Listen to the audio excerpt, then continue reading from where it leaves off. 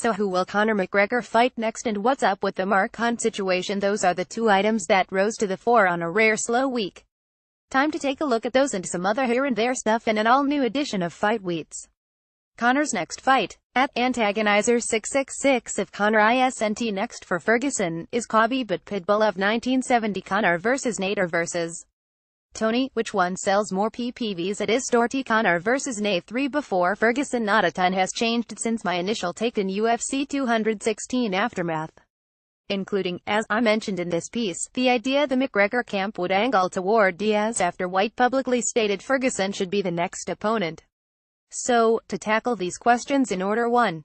Would you trust Khabib Nurmagomedov to make it to fight night at this point if you were the UFC or Ferguson? If the UFC goes this route next for Ferguson, I'd make damn sure to have at least one more matchup of ranked lightweights on the card so that someone can be in shape to go if things get all could be towards the end. 2.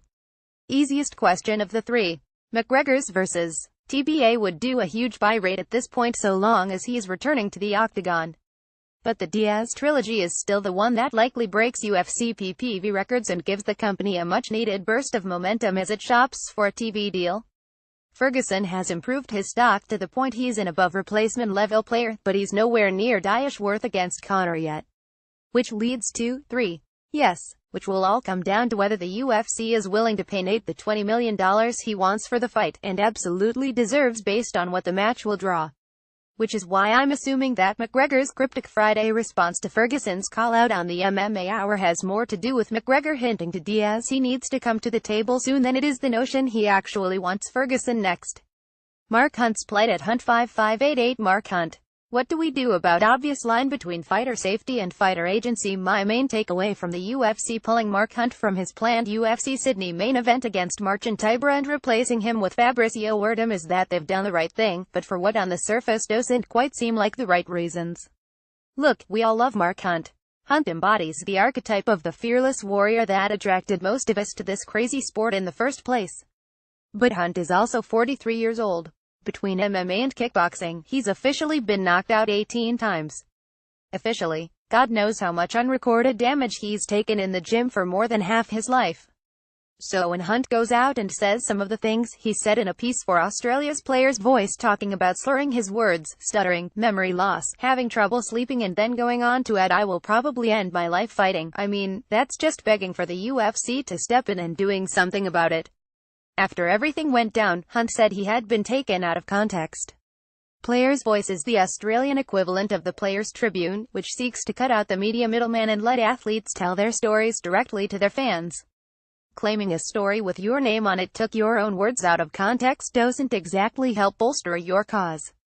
What if something really goes wrong for Hunt from here in the UFC's octagon? You've got a fighter who has gone on the record talking about all the bad things which are already happening to him as a result of a lifetime in combat sports, and he's well north of age 40. If, God forbid, something terrible happened to Hunt in a fight, know the info Hunt put out there, that's a massive lawsuit waiting to happen.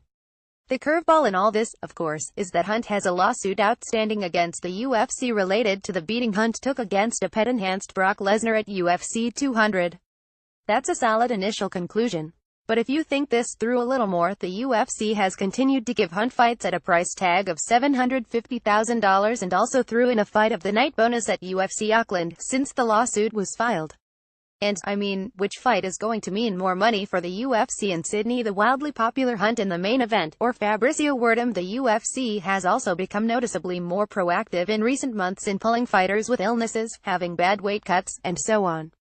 Maybe it's simply to cover their ass in case of anticipated future legal issues, and maybe it's out of genuine concern for fighter health and safety. But in that environment, if you're 43 and you come and say the sort of things Hunt has been saying, you're leaving the UFC little choice. You can question the company's motives, but at the end of the day they made the right calling pulling Hunt from the fight, and UFC President Dana White's response comes off as entirely rational and reasonable. Next, HW title shot at N_Welsh. Do you think the winner of the fight over Reem vs Ngannou will get a title fight against Stipe? Yes. With Cain Velasquez still out and Daniel Cormier not seeming to want to go up for a super fight, there aren't a whole hell of a lot of options. Werdum seems intent on cashing checks fighting unheralded foes, which pads his record without showing whether he deserves a shot at champion Stipe Miocic. Putting aside Maya's 6 unresolved contract holdout for the moment, with Ngannou it seems a matter of when rather than if, and taking out Overeem is as good an announcement you're ready for a title shot as any. If Overeem wins, sure, it's a run back of a fight we saw last year, but that was one wildly exciting fight in Cleveland which Overeem nearly won and he's all but cleaned out the rest of the competition. Maybe this hasn't been announced as an official title eliminator yet, but it should be. Making new stars at Slaycats, and what can the UFC and new ownership do to better develop stars? What is the missing ingredient for fighters like Max DJ? I know one thing the UFC can do: stop running down the guys and gals WHO are supposed to make you money. White trashed both bantamweight champion Amanda Nunes and flyweight champ Demetrius Johnson over the summer, and guess what? The buy rates for UFC 215 and 216 flirted with historically low purchase numbers. I'm not saying that Nunes and Johnson are ever going to be Ronda Rousey and Conor McGregor, but imagine if White didn't dump all over Nunes for pulling out of UFC 213 and instead pushed her as a killer who took out Rousey and Miesha Tate, and if White put the hard sell on Mighty Mouse, making history. If UFC 215 and 216 had done in the range of 200,000 buys instead of 100,000 even that difference would have brought in the company several million more dollars than the shows produced. With the company formerly known as WMEIMG up to its eyeballs in debt service on their purchase, the face of the promotion should be hustling extra hard to bring in every last buy in this landscape, not throwing in the towel on entire events. Over the summer, we saw the UFC and partner Fox do some excellent work in the form of promo videos for everything from John Jones vs. Daniel Cormier to vignettes on up-and-comers like Cynthia Calvillo. Those seem to have disappeared as fast as they appeared. We know what type of fighter White likes to promote. He'd sell us an army of Chuck Liddell clones if he could. We've also had enough time to get an early inkling what WME likes to promote. If you've got Paige VanZant or Sage Northgate's looks, y'all get fast-tracked, then well, see whether you can fight later. I've done a better job defining what the UFC's done wrong here than what they should do from here, and to be honest, if I had the answers, I'd be the one lying on the beach smoking cigars made of $100 bills instead of Lorenzo Fertitta.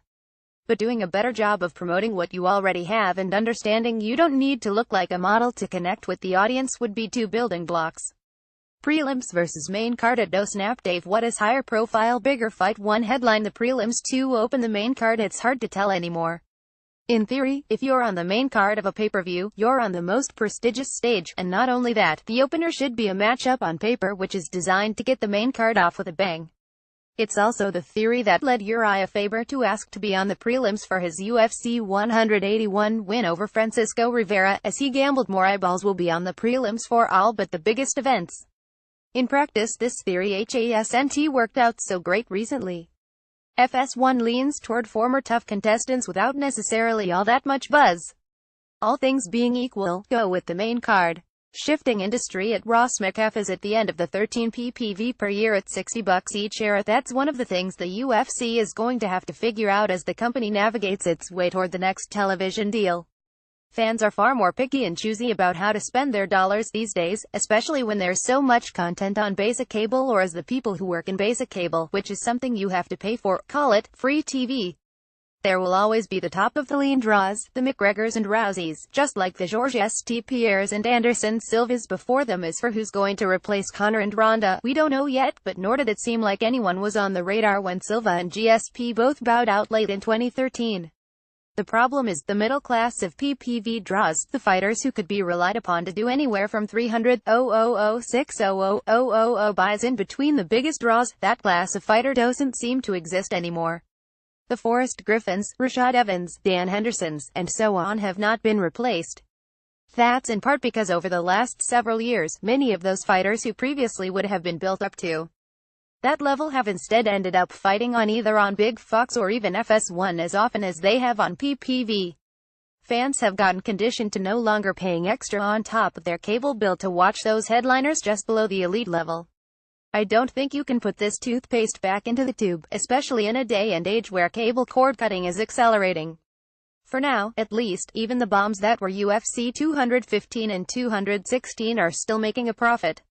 But just as boxing has shifted more name fights from PPV back onto cable in recent years, the UFC is going to have to figure out how to navigate this landscape as well.